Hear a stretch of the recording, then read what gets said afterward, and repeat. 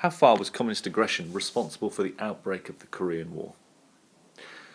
Communist aggression was integral in contributing to the outbreak of the Korean War, yet it was not the sole factor in triggering the conflict.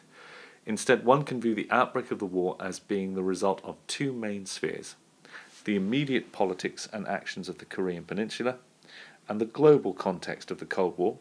Most importantly, the former relies on the intrinsic desire for reunification in Korea. Kim desired a united Korea under his rule, as did Ri in the South. Notably, this is supported by the idea of local communist aggression.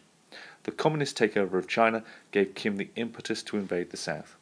With regards to global causes, the ambiguity of US foreign policy towards Korea somewhat gave confidence to the North Korean regime, thus spurring an attack.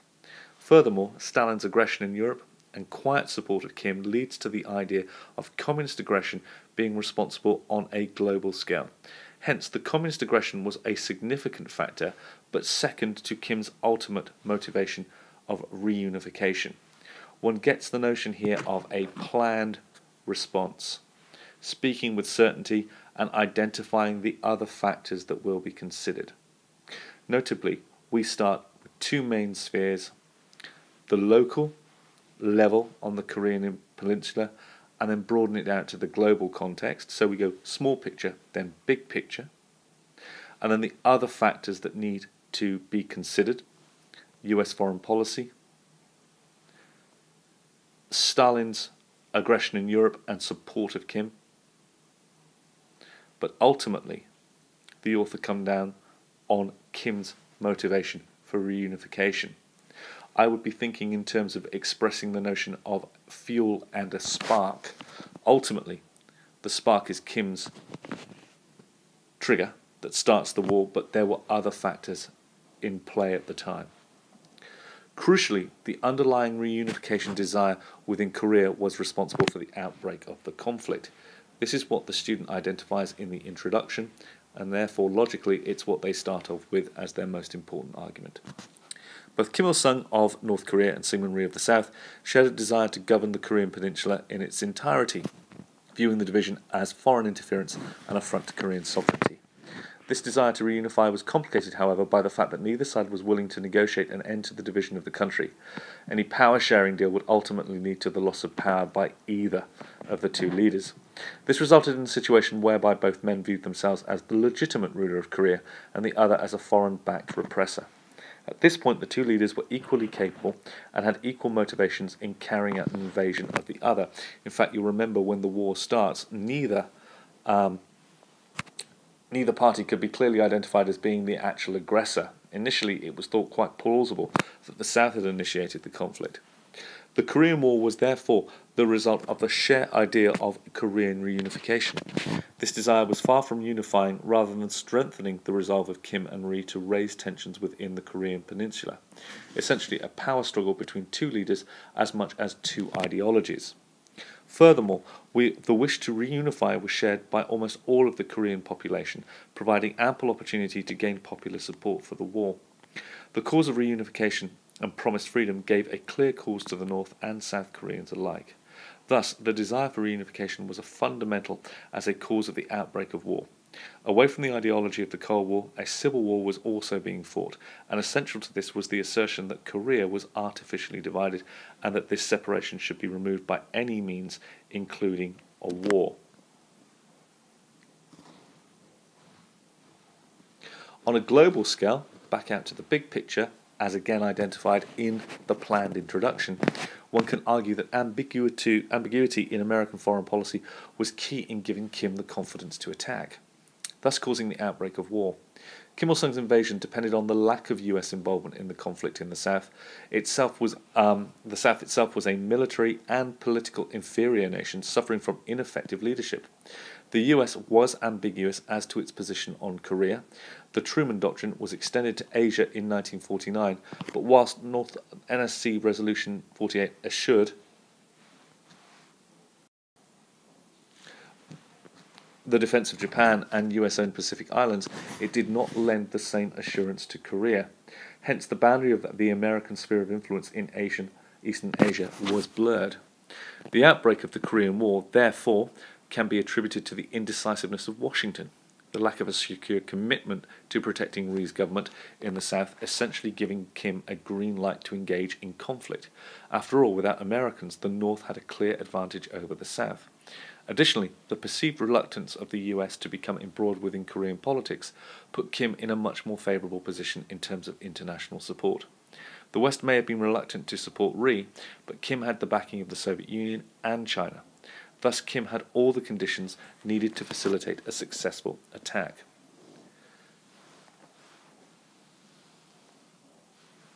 Communist aggression can, however, also be attributed cause of the conflict's outbreak, further providing Kim with the confidence to attack. The build-up to the outbreak of the Korean War was marked by the shifting dynamics of politics in East Asia.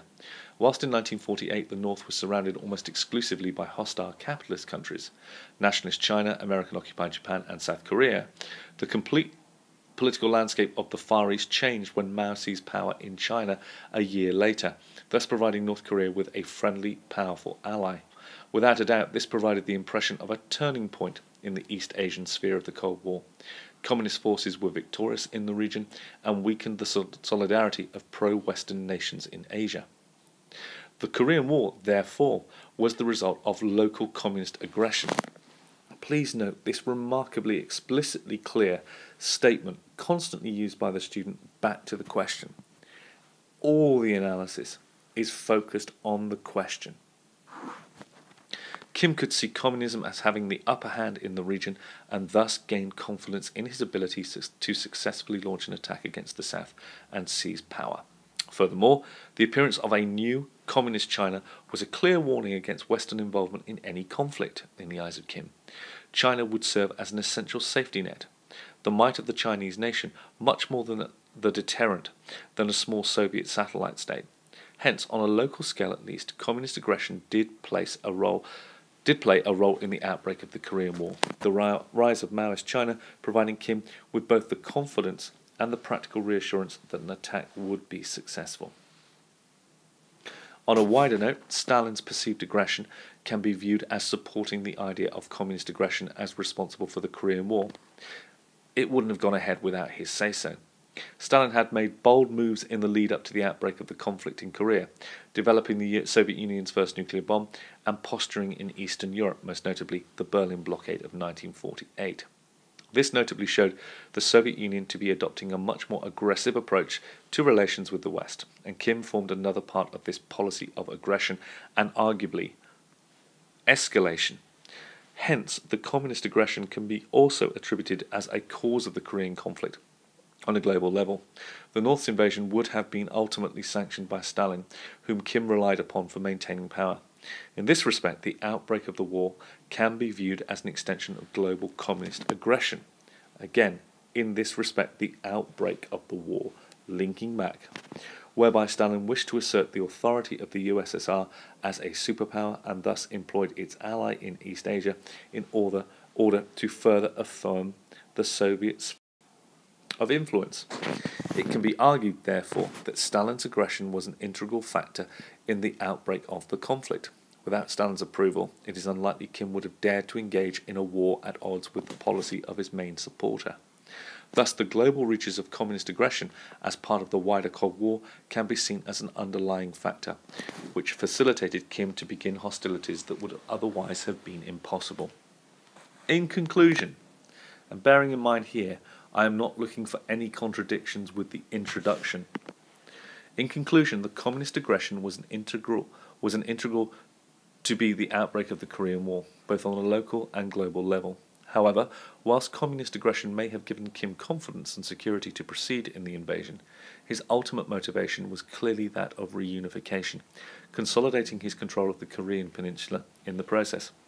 Furthermore, the role of the ambiguity of US foreign policy cannot be ignored. It is highly probable that Kim would have acted differently if he had known that the Americans would have intervened. Common aggression, therefore, facilitated the outbreak of the war, but was just part of the wider picture of events that triggered Kim to invade the South. Hence, the factors responsible for the outbreak of the Korean War can be seen divided between those that facilitate the outbreak of the war, and the more significant overwhelming motivation of reunification.